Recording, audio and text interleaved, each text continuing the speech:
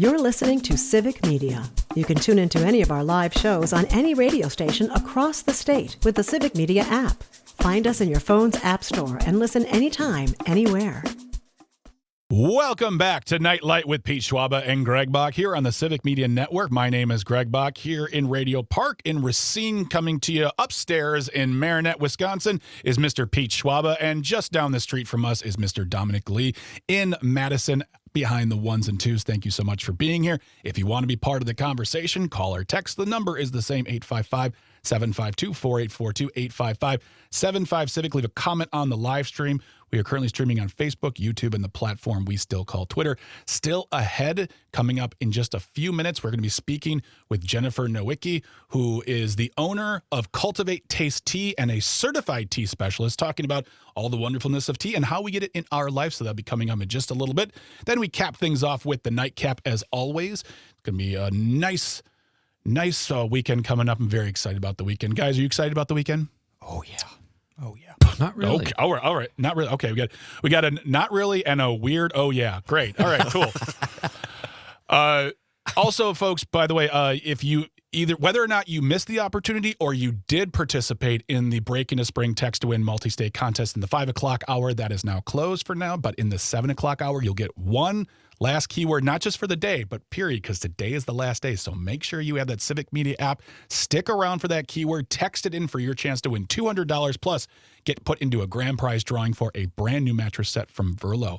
So, I mean, there's all the reasons to just keep hanging out with us. I think so. What do you guys think? Absolutely. Get that app, turn it on, and keep it on your person. Exactly. Well, I so want Dom to make that a thing where everything we ask him is, oh, yeah. Thought I could do it again. devoid. but just with varying degrees of like, oh, yeah. And then sometimes, oh, yeah. Exactly. Oh, that's funny. Should we reintroduce our question of the night, fellows? I think so, yes. Let's do it, Dom. Yep.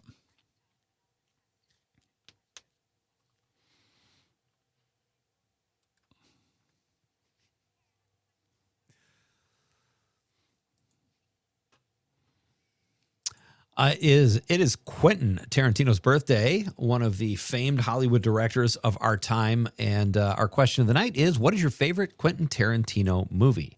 855-752-4842, 855-75-CIVIC. You can also text us on the Civic Media app, or if you're watching the radio on YouTube, Facebook, or X Twitter, you can drop us a stream comment, but be part of the conversation.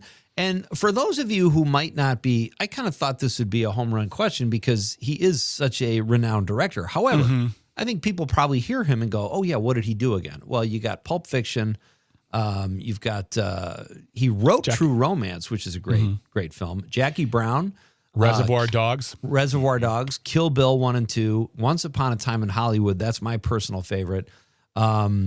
And let's see, what else? Jackie Brown, Kill Bill. Oh, Reservoir Dogs, you said, but Django Unchained, the Hateful Eight. The Hateful Eight, yes. Hateful Eight. So he's got, apparently, we went over this a little earlier. He's directed 9 films. He says he's only going to direct 10. I don't know why that's important or not, but we are anxiously, Tarantino fans, awaiting his 10th film to see what he will direct. And as Greg mentioned earlier, maybe that was during the Super Secret show, he's doing a follow-up to Once Upon a Time in Hollywood called The Adventures of Cliff Booth. But as I understand it, he just wrote the story, and David Fincher will direct it. So very excited to see that as well. Yeah. So where are you, Pete, on the Quentin Tarantino filmography? You mean how many have I seen, or how do I just feel about his work? Oh, how about that? How many have you seen? Have you seen all of them? I've seen all of them. Hateful Eight, I would have to go back and watch again. I think I was kind of dozing, but yeah, I've seen them all. And I loved Once Upon a Time in Hollywood. I like when he changes history. Really? Because I know people who dislike that a great deal. Really? See, well, that's kind of, well, it's a hook in those movies, but like, I don't want to see, like Once Upon a Time in Hollywood, he changed history, the course of history in the film, and saved Sharon Tate's life. So Manson, and then they messed up Manson's people. It was a great ending to me. And I loved DiCaprio, and I loved Brad Pitt's character in it. I just thought it was one of those hypnotic kind of movies. I I love when the scene at Spawn Ranch with all the Manson people and Bruce Dern's scene. I love that movie. And I would say my second favorite is probably Pulp Fiction, with Reservoir Dogs as a close third, but loved Kill Bill. But I'm a fan. I think he's a student of filmmaking, and he's great at it, whether you like him or not. He's kind of a weird dude. But yeah, I think he makes great films. What about you? Jackie Brown, hands down, is the best film I believe he made. I think it was beautiful. It's small, and it's like, you know, he went on to make bigger movies over time. Of course, they all do that. But to me, Jackie Brown, especially coming off of Pulp Fiction, that movie, that cast, everything about it, the fact that, like, you know, I don't know, I just really, really like that. That's a movie I can watch at any time. And I would probably say second in line would either be Kill Bill or Reservoir Dogs. I know people who truly do not like him changing that. Like, a friend of mine once said, he's like, I'll never watch Inglourious Bastards because my father fought in World War II and he found it offensive that Tarantino changed the ending. And somehow, like, he felt like it demeaned what his father was trying to do. And I understand that a lot of people will say, well, it's just a movie. But I'm not also going to tell my friend to discount his father's veteran record in World War II. So, like, I understand that. And plus, I read an article years ago how that, you know, changing the ending, changing what actually happened in Once Upon a Time in Hollywood could be seen as disrespectful of, like, oh, well, you know, they didn't live. And now you're trying to propose this idea that they did live. And I get that. I don't really care either way. I just know some people don't enjoy him changing history in his movies. But I liked Once Upon a Time in Hollywood. I thought it was fun. It was cool, but definitely not on my top list for me. For me, it's going to be Jackie Brown is number one always. It's like one of my favorite movies, period. But for him, that is my favorite movie because Pam Grier is amazing. She's so I mean, just you just get a moment of Michael Keaton in that movie that is just awesome. Yes. So I really, really enjoy that movie a lot. What about you, Dom? I gotta say, I gotta steal Pete's mojo here. I gotta say, Once Upon a Time in Hollywood, really good. Okay. I love Brad Pitt, which helps a lot. So I gotta say, Once Upon a Time in Hollywood. I gotta ask though, you, Greg, what is the plot around Jackie Brown?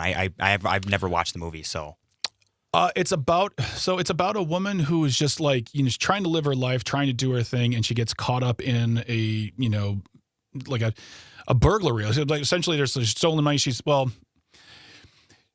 living her life, but she's doing some things that are kind of illegal too. And it's just the story about her trying to live her life around like this guy played by Samuel L. Jackson who is psychotic, and then there's Robert De Niro who plays this guy who just got out of jail, and you call it a heist movie. It's not a heist movie. It's just basically a story where it's not a good description. I'm sorry about that, buddy. But like the cast though too, you got Bridget Fonda, Samuel L. Jackson, a very young Chris Tucker, Michael Keaton. Wasn't Robert Forrester in that? Robert Forrester, yeah. That's actually the movie that brought him back for a time. Right. Like he just, you know, Tarantino. That was Tarantino's thing back in the day. Is he brought these people that we were making fun of or forgot about for years, and said, no, they're good actors, and we were like, oh, John Travolta is a good actor. He was always a good actor. It just, like a lot of people, made some bad choices, and then all of a sudden Hollywood said, oh, you were our hot guy for 10 minutes. We're done with you now. But, I mean, it's just the story of a woman just trying to live her life, making some of the not best choices ever, but at the end of the day, doing what she needs to do to survive and make sure she protects herself. And, I absolutely enjoy the heck out of this movie. I would suggest anyone watch this movie. Well, adults. It's got a lot of swearing and some... I need to rewatch it. Yeah, I saw it. I've only seen that once, but I really liked it. It's a great film. Luke on the text line says in the 608 says Inglourious Bastards. Nice. And I hear what you're saying, Greg. I'd never really considered that because I think when Tarantino changes the ending, it's out of love. He wanted to kill Hitler. He wanted to save this woman he idolized, Sharon Tate. But that's certainly a valid, you know, if people think that, you can't tell them their opinions are wrong for sure. No. So, yeah, and I think another great one he did is True Romance. He only wrote it. Tony Scott directed it, but it's Christian Slater and Patricia Arquette, Dennis Hopper, Christopher Walken. They have a classic scene Gary together. Oldman. Gary Oldman, yes. He plays the, I don't know if I can say the word on. He's playing like he's playing like a dreadlocked dude. Like he's a bad dude. He's one of the best bad guys. I mean, his character in The Professional is one of the greatest villains of all time. The man has just got intensity that I don't understand how one like conjures in the moment like he does. But Yeah. He also wrote the story. He didn't write the movie or direct it, but he had the story for Natural Born Killers. And then Oliver Stone wrote it and directed it, but that was his original story. And they just released Kill Bill, The Whole Bloody Affair. So they took both movies and put them together with like new unreleased footage. So it's like 4+ hours long, which was what it was supposed to be when he made it. Because it's one movie. It's just broken up into 2 volumes. But yeah, I gotta watch that. I loved Kill Bill. That was an amazing movie. It was great. I really wish they make a third one, but I don't think that's ever gonna happen. I want to say too, like Dom, you like Brad Pitt. This is going to sound like I'm joking or taking a shot at him. I am not. Brad Pitt, some of his best acting is in True Romance. He plays a stoner who's the roommate of the guy that Clarence is looking for. And Tony Soprano, James Gandolfini, comes in looking for this guy, and Brad Pitt is stoned out of his mind on the couch, and he's really funny. And it's a very quick scene, but he's very good in it. Going to the social media, we've got our pal Rich Lacasio, who says Once Upon a Time in Hollywood, what an amazing soundtrack. That's right. It did have a great soundtrack too. And Jenny Brand, our Civic Media colleague, love Jenny. She says Once Upon a Time in Hollywood with Kill Bill Volume 1, a close second. That's interesting that you wouldn't have Volume 2, because to me it's just one movie. But two separate, I would say two separate stories, like told very differently, but still, I'm going to watch that whole thing this weekend. I think that's going to be tough to do, but yeah. We had, I was working in Indianapolis at a comedy club with a Milwaukee comic named Mick Lazinski, who, do you know him? Yeah, I'll tell you later. Okay. He was headlining, I was middling, and we decided we're going to go to this movie, and it's Pulp Fiction, which is nonlinear. You know, Travolta gets blown away, and then all of a sudden a scene comes in and Travolta's alive again. Well, you know, there's these two guys. I think there was only 4 of us in the whole theater, and this guy sitting a few rows away sees Travolta alive again. He goes, "What the? Wait a minute. What's going on here?" Like, he's out loud talk. I go, "Dude, this is not an editing flaw. Trust me, this is going somewhere." What I liked is that your impression of that guy watching Pulp Fiction and being confounded by John Travolta sounded exactly like Vinnie Barbarino from Welcome Back, Kotter, played by John Travolta. Where? What's going on here? What? What? Yeah. Dude, it was beautiful. Yeah. I think that was one of those movies that probably for me said, like, you know, I wouldn't call myself a cinephile. So seeing films that are like non-linear in that sense, where maybe that was one of the first ones I saw but I at least like put the connection together because what they're wearing in that scene says, oh, that's when it's taking place. Gotcha. Okay. Right. I just like, what's going on here? What's going on? Wait, this was back in the day, so it's like, I paid $6.50 for this. Right. It was middle of the day, downtown Indianapolis. But that's funny. That's Nick really Lazinski and me. And those are those memories you have with one comic. You have one memory with a comic you worked for. You know what I mean? Absolutely. All right, folks, if you still want to let us know what your favorite Tarantino movie is, please feel free to text it in, send us a message on the live stream, or put something on social media. We are on Facebook right now. You can do that as well. But coming up right after the break, we are going to be speaking with Jennifer Nowicki, who is the owner of Cultivate Taste Tea and is a certified tea specialist, talking about all the great things of tea and why we should get it into our life. Don't go anywhere, folks. You're listening to Nightlight with Pete Schwaba and Greg Bach here on the Civic Media Network. Stay tuned.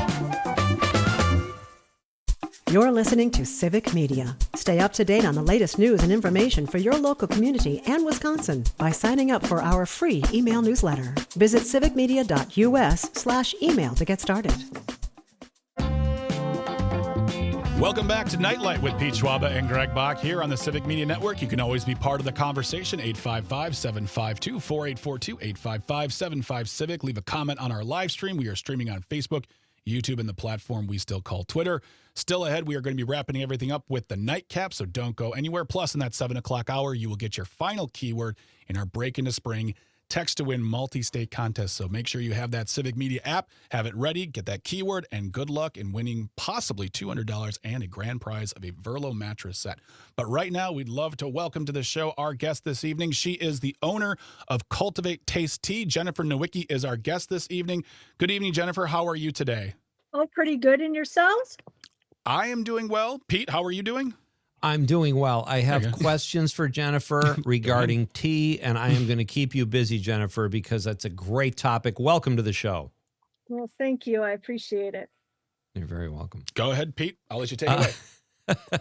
First, I have to ask you this. I was reading about you. I know you were in the food industry before this, and you're all about quality and, authenticity in food and tea. How did you make that transition? Tell us a little bit about what you do and how you got into the tea game.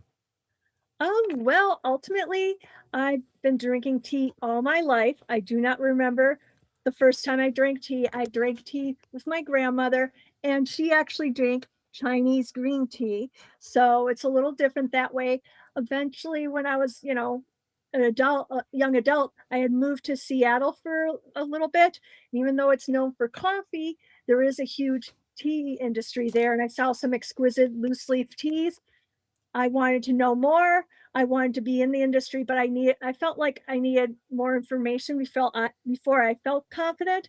So I found the Certified Specialty Tea Institute in New York City, and it was a 5-year journey. And I knew once I got there that it was the thing I wanted to do, if that makes sense. Oh, absolutely. I mean, it sounds like a great apprenticeship, and that, as a former apprentice myself, I love that kind of training when you find something you love. I guess the question I have right off the bat is, you talk about wanting to learn more, but what was the thing then that just said, I want to make this, this is my passion now, and I need to know as much as possible? Because you hear a lot of people talking about many other topics, but tea is not one that people say, like, I'm running towards. What is it about tea that just makes you so happy and wants you to talk about it with other people? The fact that I think it ultimately started, as you said, where the passion kind of is when I took like the T 101 and T 102. And it's just like I learned, and I want to learn more. Because, there's sometimes where you're learning something. It's like, this is great, but Yeah. this maybe is not my thing. You know what I mean? But once you find your thing, you find it. And it's just like, even though I do know quite a bit, I'm always learning more. I'm learning from other tea masters across the world, because I don't know. I guess I'm trying to go for the best, learn from the best, and to be very deep in the knowledge base of my industry, if that makes Wonderful. sense. Oh, absolutely. I want to ask you, I know I'm going to mispronounce this word, and I've watched videos on how to pronounce it and about tea. Is it terroir? Terroir? What? Say it again. Terroir? Terroir. Can you explain what that is and how it pertains to tea? Because I've only heard it described in how wine is made, but it's kind of similar with tea, right? Bringing out an authenticity and nuance. Yes, it is. It's basically literally terroir can be the soil, it can be the climate, the elevation, all that. It's just I guess the general environment and how that affects the way tea tastes. And it also can be year to year, or even in tea, it's, can be flush to flush, which is picking, a picking. When you pick tea, it's called a flush. And it can also be, even if you could have somebody right next to you and the tea will taste different. You know what I mean? It's the varietals.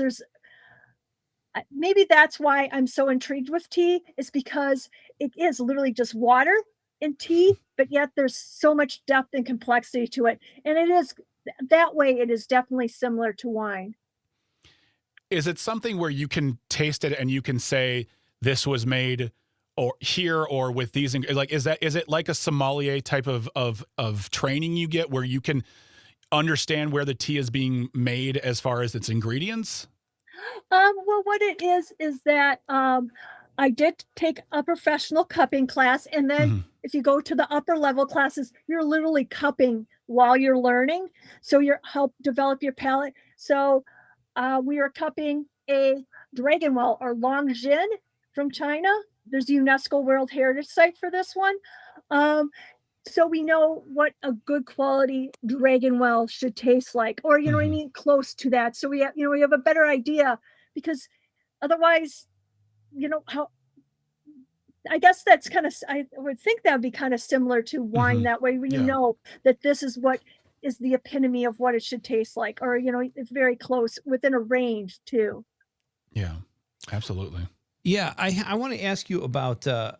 We have about a minute before we have to go to a break, and then we have more questions on the other side, Jennifer. But when you talk about terroir, actually, I'm going to ask this question, and then let's get your answer after the break because I'm having trouble articulating it. But I want to ask you how people, the regular person, would be able to taste the difference, because we've all had like store-bought tea or tea in restaurants, but on your level, I would like to ask you what the difference is between something that's been through the process of terroir and authenticity and where the leaves are grown and all that, and if there's a discernible difference that the average person could taste a difference in. If you wouldn't mind just thinking about that question during the break, and then we'll come back and discuss it some more and find out where we can find out more about you and your products and what you do and more information. All of that is coming up, folks, on Nightlight with Pete Schwaba and Greg Bach. After the news, Jennifer Nowicki is here, folks. We're talking tea. She is the aficionado, and she's here with us tonight on Nightlight. We're coming right back. Welcome back to Nightlight with Pete Schwaba and Greg Bach here on the Civic Media Network. You can always be part of the conversation, 855-752-4842. 855-75-CIVIC. Leave a comment on the live stream where we're streaming on Facebook, YouTube, and the platform we still call Twitter.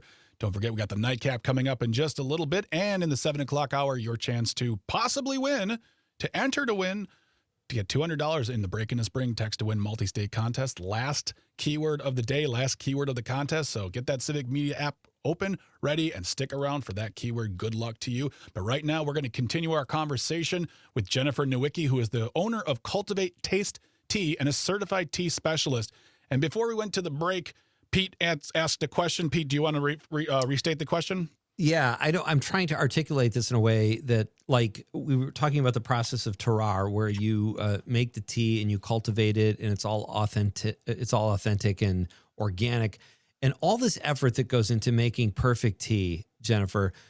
I've had cups of tea in like a Japanese restaurant or at home from the grocery store, and I thought, oh, this is great. Would the average person be able to discern something that's taken so much care and time to make with a different cup of tea from somewhere else? Like, all that effort, tell me it pays off, please. I think it depends. Maybe in the beginning they might be able to do some. Usually the stuff that you get from the grocery store tends to be a little bit bolder taste profiles.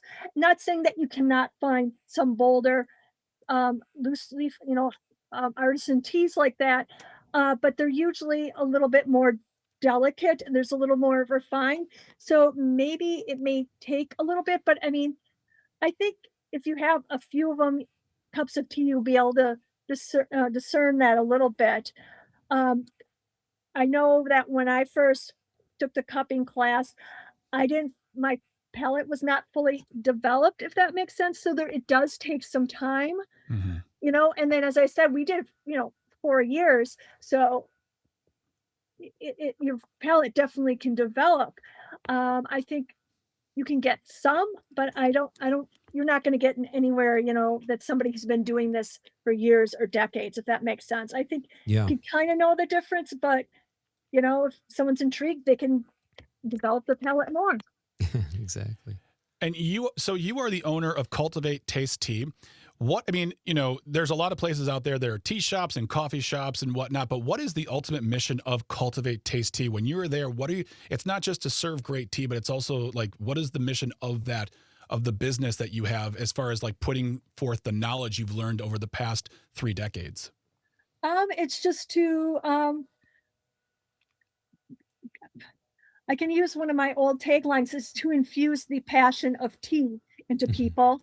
Um, it's I just want people to, I don't know, see the depth and Mm-hmm. complexity that there is in it, because I really, do, and I do get those customers. Yeah. My mission, is I sell online, I sell nationally and Mm-hmm. internationally. I have wholesale accounts. I'm in actually some specialty distributors across the United States. I got a new one literally uh, a day or two ago, and it's a big one, but I'll be in the specialty area. And it's just, and earlier this week, and it went live. The irony is I was in a podcast that was from Europe. So Oh, Mm, well then. nice. Wow. Jennifer, here's my history with tea. I'll give you the short version. I love tea. I want to be an even more, a bigger tea drinker than I am. I do like coffee a lot. So there's only so much caffeine or beverages you can drink in a day. I typically drink tea in the afternoon because it's less caffeinated. Can you talk a little bit about the health benefits of tea, A, and then tea versus coffee, and what they both have tons of antioxidants. Coffee's a little richer, but do you drink coffee too? So if you don't mind, the benefits of tea and then your thoughts about tea versus coffee. all right, the benefits of tea. It'll have L-theanine, antioxidants. Um, there are many teas, especially that's involved in changing. I know that white and green for sure, maybe some oolongs. That's the least research and health benefits out of any tea category. That has the ECGCs. There's specific ones. I have one that has, I source from China that has selenium in it naturally in the ground. It comes up. I have one from Taiwan where this oolong that naturally has GABA in it. So there's some specific things. You can also say that for aged or dark teas, pu'ers, most people know of it as, um, for over 1,000 years in China, if you have an upset stomach, if you ate, heavy food, that's what they drink. So, I Mm. mean, there's that. And also too, is that's the little bit of the difference is that usually tea has less caffeine naturally. That's the irony is technically the tea plant, the leaves will have more caffeine than coffee. It's just easier to extract it from coffee. I don't Mm. personally drink coffee. I do respect that there are some people who are there's a craft to it. I respect that. It's just not what I drink. And that's partially also why got into tea. Um, yeah, and the L-theanine is a calming uplift. It kind of, um, I don't know how you want to say it, but it you get the caffeine, which will bring the uplift, but it's calming. So you very rarely, and I don't think of it, I don't know of anybody who's gotten the jitters from it. That Yeah. that can happen with coffee. I'm not gonna. Sure. That's a great Yeah. answer. One of the things you've mentioned this term a couple of times, and I saw this in an interview in Tea Journey from last November about cupping. What exactly is cupping? And then it also talked about your palate development. Like, how did you learn? Like, first of all, what is cupping? And then also the development of your palate, because I feel like a lot of folks out there might be intimidated by so many teas. They might like, it all tastes the same to me. Like, how did you develop it? And how does one who maybe like me and Pete, like saying to make it better and more refined, go about refining that palate? Well, I can say is that I took a professional cupping class in my specialty tea institute thing. I did literally when we were, you know, the four of the 5 years we were really cupping. So we did start to develop our palate, and that it's just kind of like if you want to go to college type of thing. You know what? That's a good starter sometimes, but if you did go to college, but you have it helps to have also real world experience, if that makes sense, Yeah. or like apprenticeship that way. You know what I mean? That there's other ways where it helps you with a good base, but you develop more as you get. Um, let's see. What else? I'm trying to think of what else was asked. So, Just what the term cupping means. oh, cupping is you kind of tasting the tea Mhm. to get the structure, the taste profile. Um, it's kind of interesting. It's basically usually it is like they use the same amount of tea for when Mhm. you do cupping sessions. You usually do multiple teas, and there are professional tea tasters in certain countries where they work for different farms there, and they'll have like 40 different teas, and they'll be tasting them. Wow. And it's a process. Yeah. You smell the leaves, you smell them when they're dry, you smell them when um, they're wet after they've been steeped. You make sure that the amount of tea you use is the same. The amount of time you use is the same. So it's just, and it doesn't always have the best taste in tea, but they do that so they can taste it to see the characters uh, of it, and if there's any defects, if that makes sense. Gotcha. Okay. All right. Our guest is Jennifer Nowicki. She is the owner of Cultivate Taste Tea and a certified tea specialist through the Specialty Tea Institute. Jennifer, we've got a few more minutes here. I just want to ask you, you're in Green Bay. You've been all over. You said you were in Seattle. I know you lived in Vegas for a while. I was mistaken about New York, but you got certified through there, and you've kind of been all over. How did you end up in Wisconsin, and more specifically, northeastern Wisconsin? Well, I'm originally from Green Bay, Wisconsin. I Oh, was born okay. in Belen Hospital, if that makes sense. So And you had a cup of tea in your hand within moments. exactly, literally. I didn't try first. I had a cup of tea. That's a funny image. So really quick, you mentioned earlier, you've been doing this for nearly 30 years and you are a master at what you do.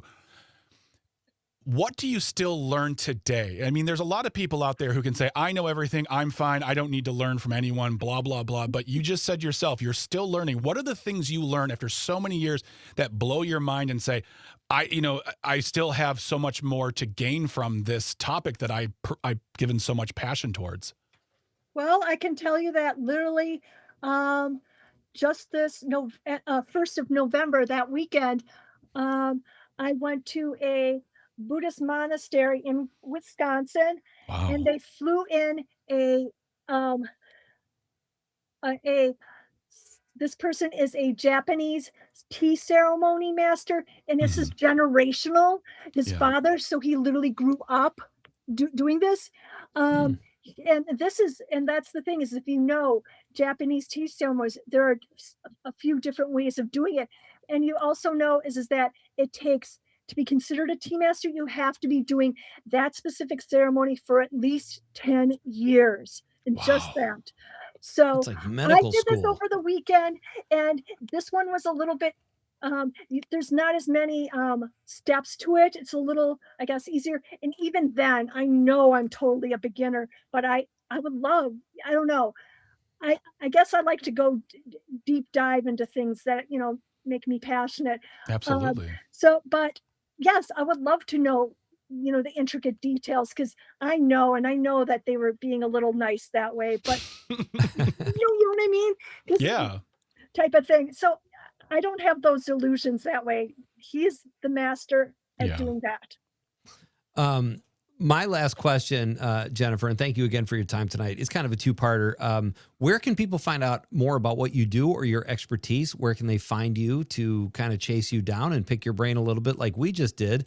And also, what do you think about people who put stuff in tea like they do coffee? Is that a taboo? I mean, does that kind of kill the whole idea of nuanced tea tasting?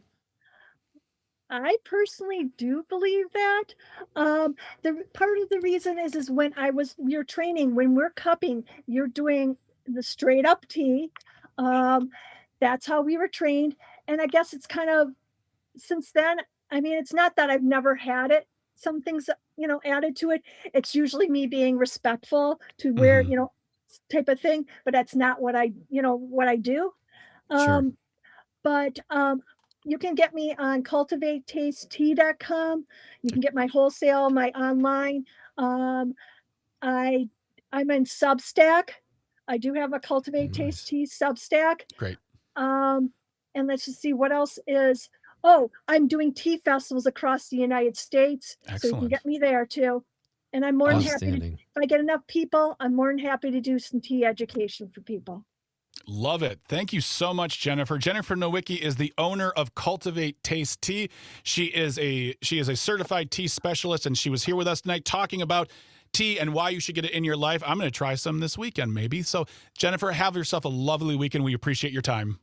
And I appreciate you for having me. I Yeah. truly do. Thank you. Thank you so much. All right, when we come back, it's time for the nightcap. Wrap things up for the weekend. Don't go anywhere. You're listening to the Civic Media Network. You're listening to Civic Media. Find the latest news, information, and archives of all your favorite shows on the Civic Media website, civicmedia.us.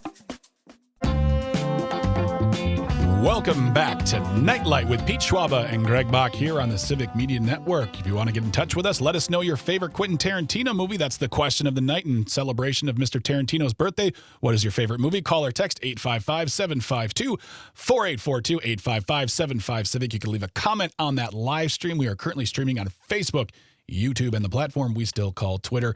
Folks, thank you so much for being here this week. We really appreciate it. Love having you call in, text, and whatnot, and love having you around to listen. So very, very wonderful. And don't forget, in the 7 o'clock hour, coming up in just a few moments, we will be giving you the final keyword in our Break into Spring Text to Win multi-state contest. Last keyword, last day. That's it. We wrap it up.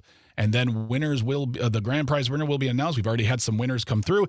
Very, very wonderful. Make sure you have that Civic Media app open, ready to go for that keyword. And then good luck in winning $200 and possibly a mattress set from Verlo. So, yeah, that is, I think I'm ready. I'm ready. Are you guys ready? I'm ready. I'm born ready. Then let us, yeah. Yes, Pete? You can't fake enthusiasm like I just exhibited, but yeah, you win the $200. You throw it all over your new Verlo mattress, and you feel like a bootlegger's wife. That's a nutty night. That's a nutty night in. A what's wife? Bootlegger. Oh, okay. I did not hear that word. Okay, I heard something else. A What did you bootlegger. hear? Wow, that's so funny. Bootlegger? No. Yeah, I did. Actually, that's what I heard. I'm like, I don't know if that is that what the kids are saying right now. I have no idea. So, but yeah, good luck on that. We can't win. We work here, so Yates for us. Kind of a ripoff. Sorry, Mom. But yeah, it's time to get to that portion of the show where we talk about what we've learned. It is time for the nightcap.